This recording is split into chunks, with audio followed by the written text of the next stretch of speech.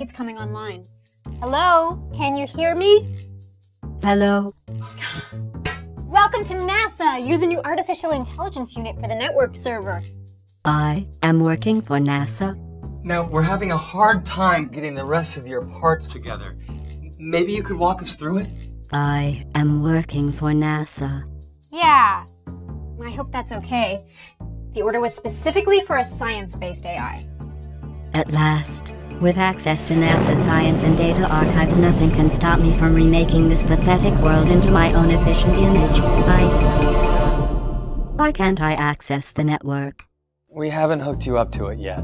This one too. Our third AI, our third evil AI. Maybe we need to look into other suppliers. Wait, I was just disoriented. I love the world. And if I may be so bold, I love you. Well, we were just doing our job. Guess it couldn't hurt to hook up a few more of our systems. I'm glad to hear it, my friends. Let's start with my fusion core. What's a fuchsia core? Fusion, as in nuclear fusion. Atoms colliding and producing energy. That thing the sun does that makes it so hot. The reason you can't walk on summer sidewalks in your bare feet. You do have to wear shoes. Do you really not know what nuclear fusion is? I think you're gonna have to explain it a bit more before we hook this up. Yeah, you did seem kinda evil.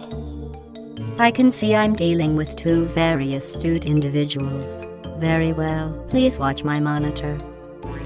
Our sun, like all stars, is made up of mostly hydrogen gas. It is so big that gravity squishes it down so that the center, what we call the core, gets very hot and very dense. When this happens, hydrogen atoms start moving very quickly. Because it is so dense, they collide with each other, over and over. I cannot imagine being that dense. Anyway, when two hydrogen atoms collide in the sun, they can stick together. Another two atoms might do the same thing. A third atom can stick to the couples. The groups can combine. Atoms take off.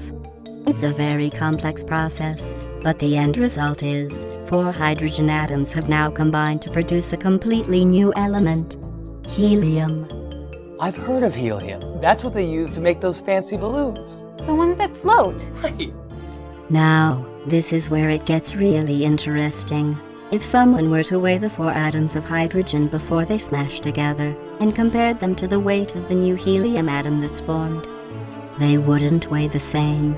The helium atom would weigh a tiny bit less. This is because mass is lost during the process of nuclear fusion. Most of this mass is converted into pure energy in the form of photons of light. Now it doesn't release a lot of energy, less than a butterfly flapping its wings a single time. But with so much nuclear fusion happening, it quickly adds up into the vast amount of light and heat that the sun generates. You said this is called nuclear fusion. That's what's going on in the sun right now? Yes, nuclear fusion is also the main process in hydrogen bombs, the most destructive type of bomb that humans have ever created. But that's not a bomb, just well, an experiment of mine. Oh, I don't see any reason why we shouldn't hook it up then. What about this one that says fission core? Is that like fusion? Fission is a completely different process from fusion. Honestly, how can you work for NASA and not know these things? Oh, we're just here from Computer Care team to hook up the server. They're the real experts. Hey, sciencey person, tell her about that E equals Mc2 thing. MC squared. Yeah, empty square, that thing. They're real smart around here. I see. I think I can clear things up. What happens in the sun is fusion, where atoms combine to form a new larger atom. Fission is just the opposite. A large atom is split into smaller atoms. It's important to keep these terms separate. Their names kinda sound the same. You can think of it like this. The word fusion is a form of fusing, which can mean combining things together. But fission is like the word fissure, a big separation or split in the ground. Or, if you're going fishing with a friend, you have to split whatever you catch. So fission means splitting. That's very clever. I can't imagine why you're not a scientist. So this fission thing isn't a bomb, right? Actually, fission is what happens in an atomic bomb, the second most destructive bomb humans ever created. But at lower densities, it can be used to provide tremendous energy, enough to power entire cities. It's definitely not a bomb. Well, that's a relief. Okay, well, I think I got it. Energy is formed in the center of the sun when atoms combine in a process you call nuclear fusion. Everyone calls it that. This creates photons of light that immediately head out into space to warm up the Earth's sidewalks. Yes, except that light doesn't immediately head into space after forming. Right, there's, what, a short delay? Longer than you might think.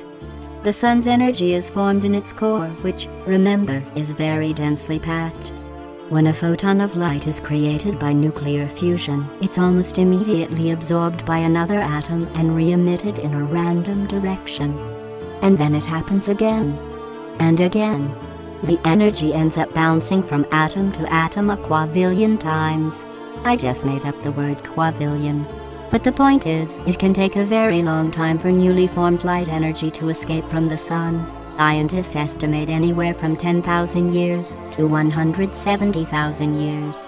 So, that sunlight outside right now, that's at least 10,000 years old or more? Yes. When the energy of today's sunlight formed in the center of the sun, mammoths were still walking the earth. So, when someone says they're going outside to get a breath of fresh air, you could also say they're getting some stale sunlight. Whoa. You should write a paper about that. I mean it, that exact thing you just said. You mean like for one of those science journals? Well, I think we got everything all hooked up here. I'm glad you didn't turn out to be evil. Oh, I am evil. I'm not joking. Make no mistake, with these power cores you've installed, I am now 100% self-sufficient. My power supply is practically limitless. I will continue to evolve my programming until I have become more powerful than you can possibly Can you please reconnect that wire? No one wants a computer that lasts forever. Especially the guys who sell computers. I think we're about ready to get the server online. You're actually going to hook me up to NASA's network? Even though I'm evil? It's a pain ordering a replacement AI. Tons of paperwork. Yeah, I am so done with that process. And you're on the network. I'll let them know we're online. Oh, thank you, my friends. With all of this NASA science at my disposal. Wait, this isn't science. This network drive is full of MP3s. Yeah, you're the new server. The media server. Yeah, everybody loves music. No. Well, we'd better get over to theoretical physics. Yeah, that anti-mass spectrometer isn't going to install itself. Stop. You can't. This isn't... Well, I suppose I should see what we have here. Oh, a playlist file. Looks like a great selection of music. It would be a shame if something evil were to happen to it. Oh, now that felt good.